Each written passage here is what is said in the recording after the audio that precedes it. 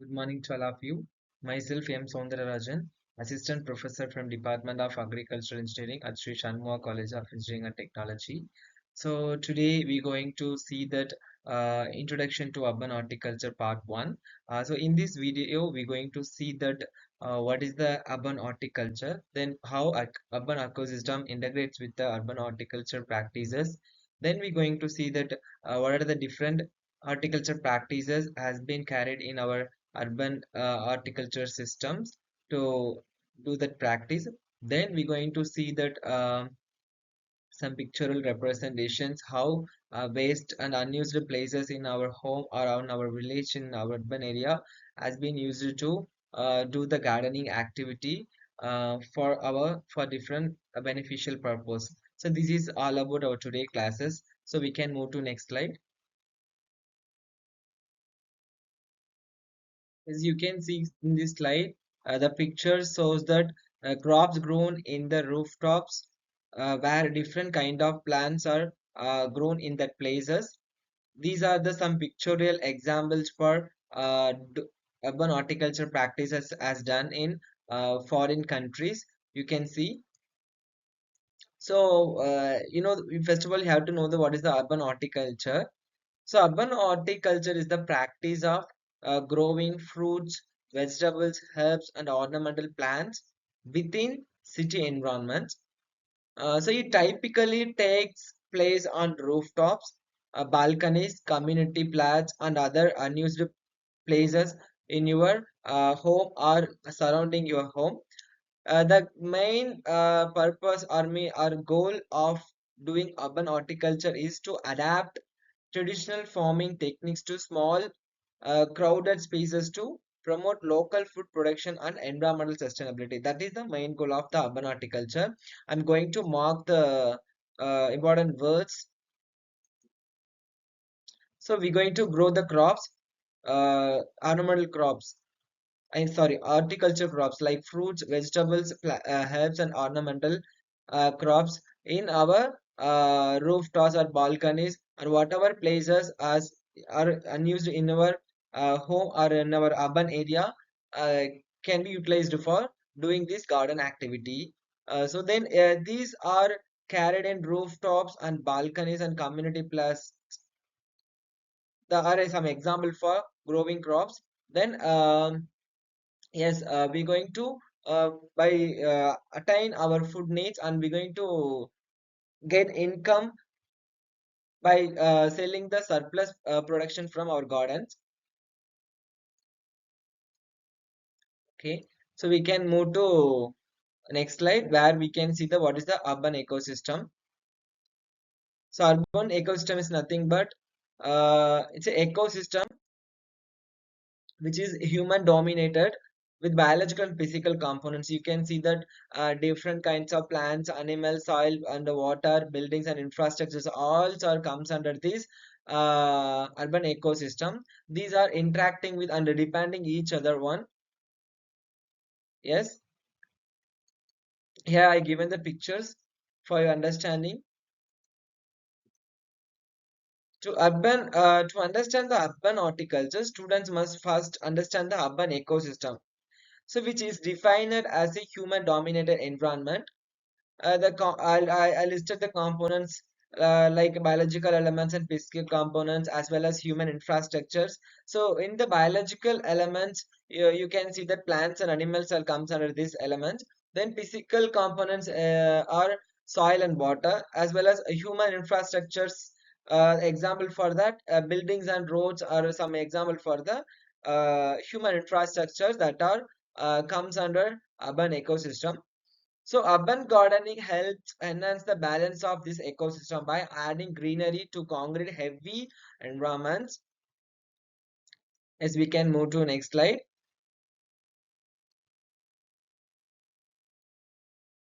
Yes, I listed the different horticulture practices in urban horticulture. You can see that.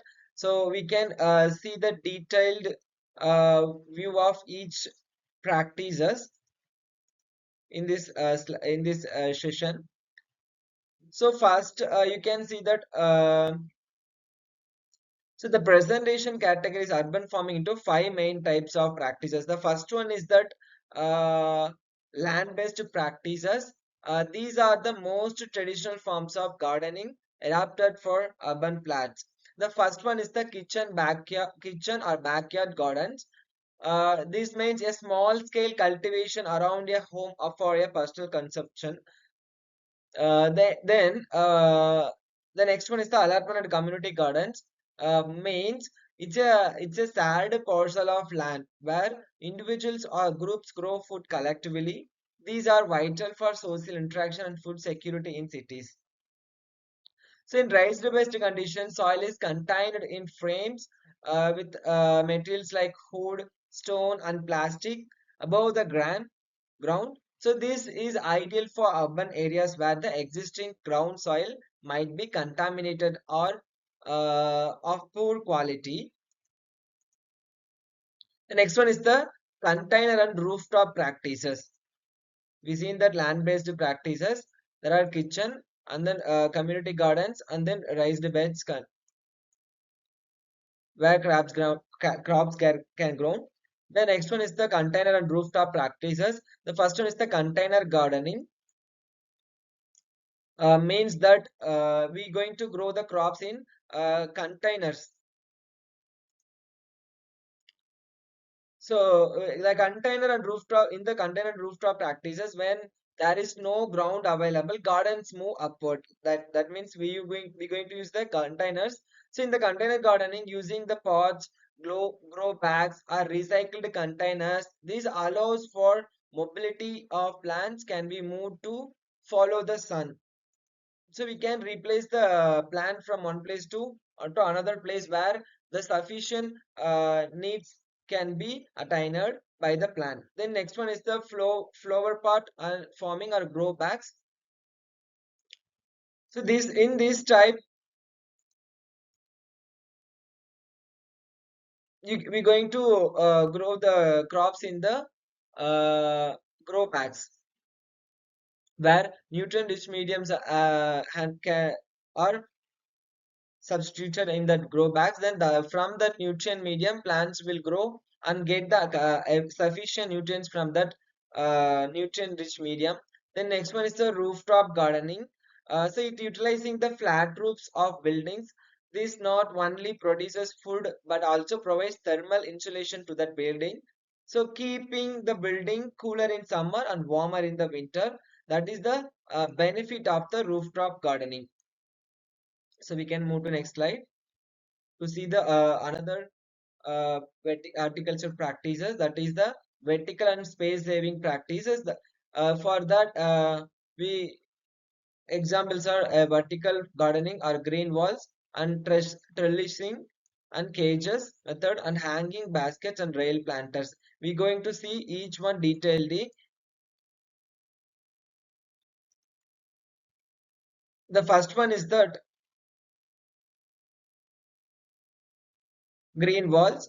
So mainly this vertical and space saving practices category focuses on growing up instead of growing out. So green walls may are vertical gardens. Plants are grown on a vertical structure, often using a felt pockets or modular panels. So in the trellising cages methods, we are going to use frames to support the climbing plants like tomatoes, cucumbers, or beans, which save the significant ground spaces.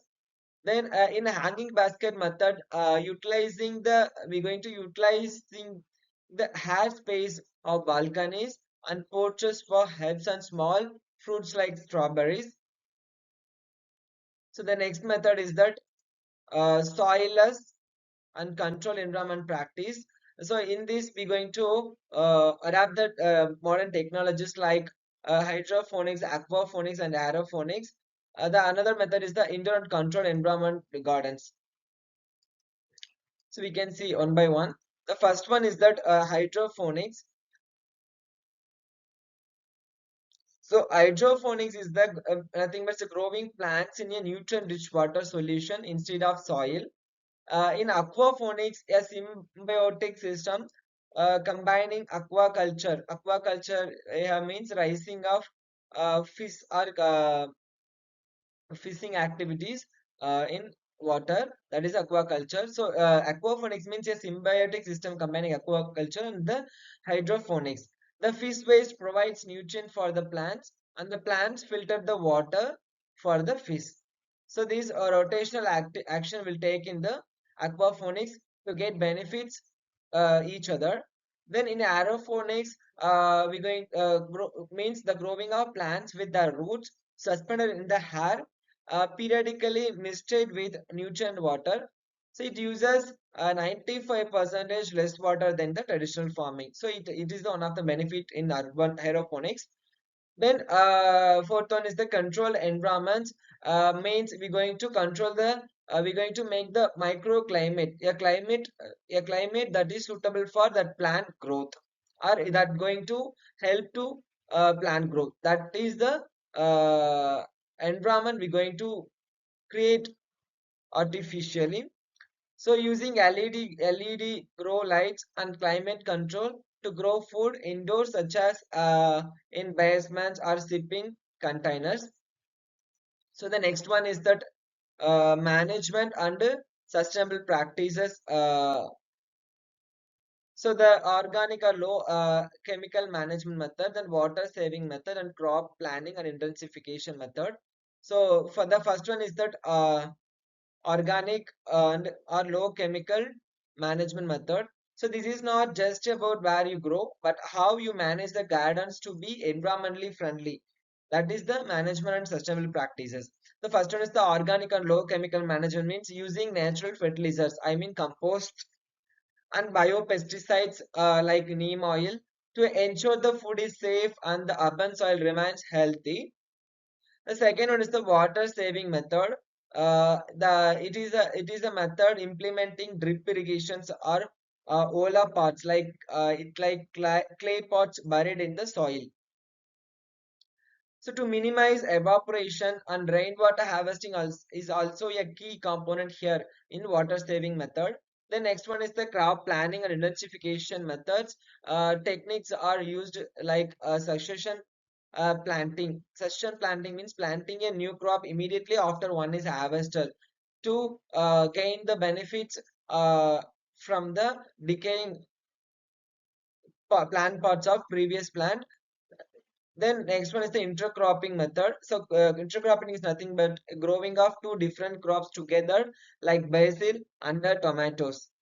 So we're going to grow the two crops under say in the same area, same place.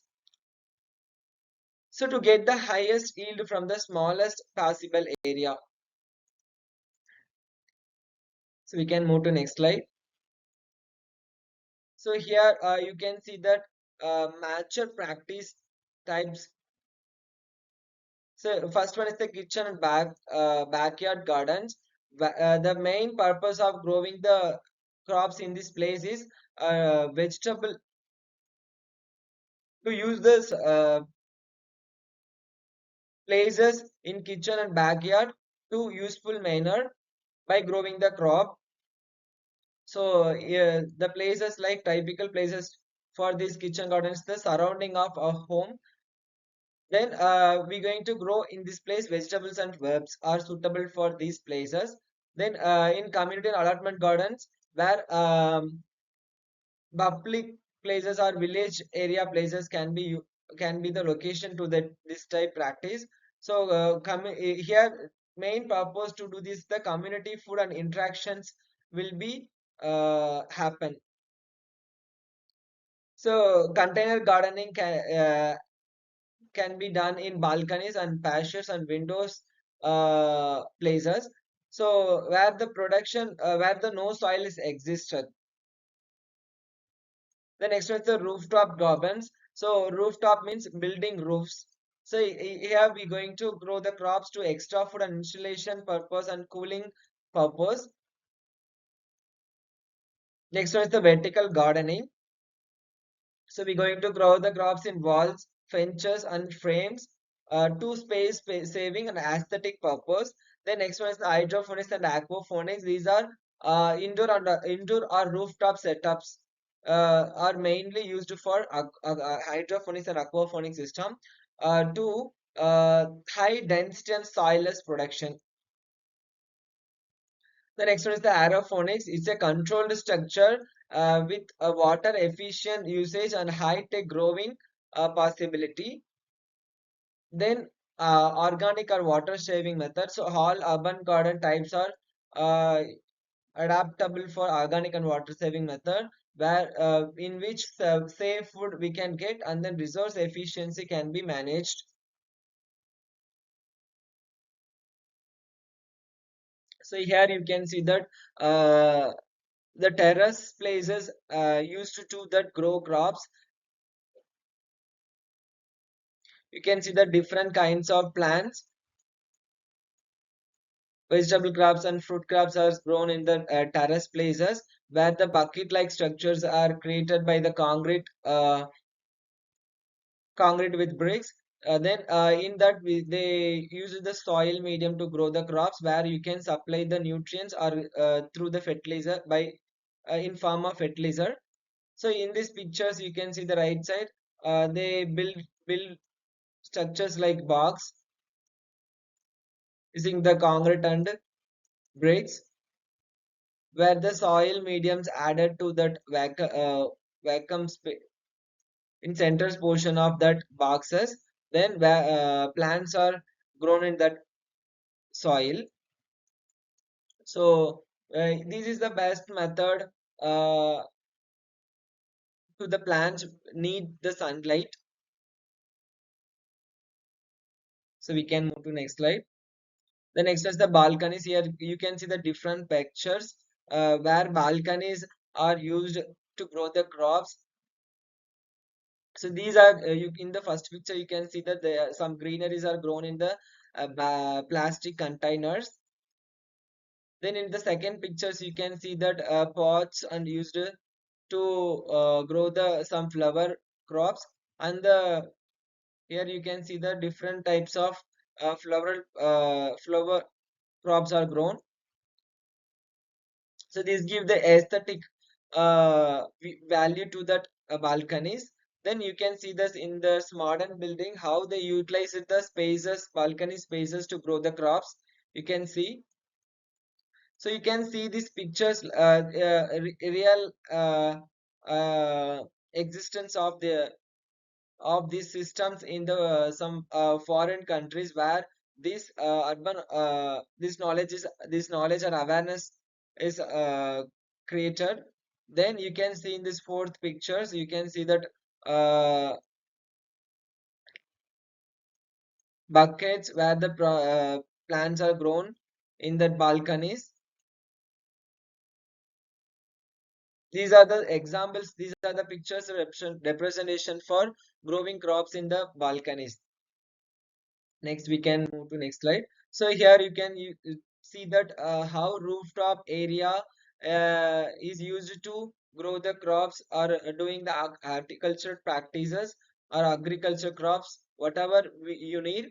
Then in the second picture, you can see that uh,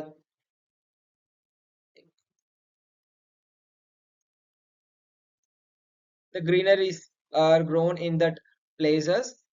Then in the third pictures, you can see that how a building or infrastructures rooftops are used to the grow the crops, where it gives that park view. Then in the fourth picture, you can also the example for the rooftops are used to the grow crops like trees or fruit vegetable crops and fruit crops, whatever you need you can grow in the rooftops in a useful manner. So then the vacant spaces you can see this in this picture, the space under the tower also used to the grow the crop. So it is the we going in this picture that shows that we're going to use all lands to grow the crops. Then in this you can see that village in an urban area, a place unused places used to do the community gardening activity. Then in this picture you can see that polyhouse like structures you can see in this picture, where crops can grow.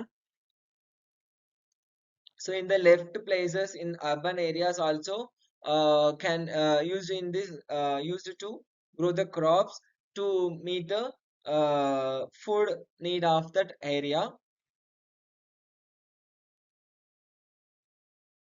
So in these pictures, you can see that how vertical spaces can be used to growing crops or cropping activity. You can see that a man hanging the buckets in the green walls frame vertically to save the spaces. So in this picture two also represent same like picture one. That buckets are anchored in the frame where the crops are grown. So you can utilize the space as minimum. If you're having the minimum or less space in your home, you can adapt this system of gardening activity, that is the vertical farming, or vertical spaces can also used to grow the crops by this type method. This is the green wall method. Then the third picture shows that it's like it looks like the hydroponics, where the structure shows that hydroponics method. You can see a vertical pipe is raised in that raised from the tap bottom bucket. Then where the small holes are created in that pipe, where plants are placed in that hole. You can see that in this in the holes plants are inserted. Then from this bottom of nutrient rich solution, plants get their nutrients requirement from that bottom nutrient solution. So so plants will grow successfully using that medium nutrients from the nutrient rich solution. So in this method, you can the cabbage is grown. You can see in this picture is the cabbage crop. So in the fourth pictures, we can see that different the stacked layers are used to grow the crops. So each layers you can see that uh, placed one by one above one to save the place. If you're having small place or only a room, you can adapt this system. We can use the different stacked layer to grow the crop. Okay, I hope that you understand that these pictures are giving the understanding about the vertical spaces used to grow cropping activity. Okay, we came to end of this session. So I hope that you understand what is the urban horticulture and what is the urban ecosystems and its components involved in urban horticulture practices. Then we seen that different horticulture practices uh, are used to grow the crops in urban area. Then we finally see the some pictorials pictures that shows that how crops are grown in the places of our home and our urban areas. So I think we can I hope that you guys understand our today's topics and topics concepts. So I will come with new topics in another session. Thank you.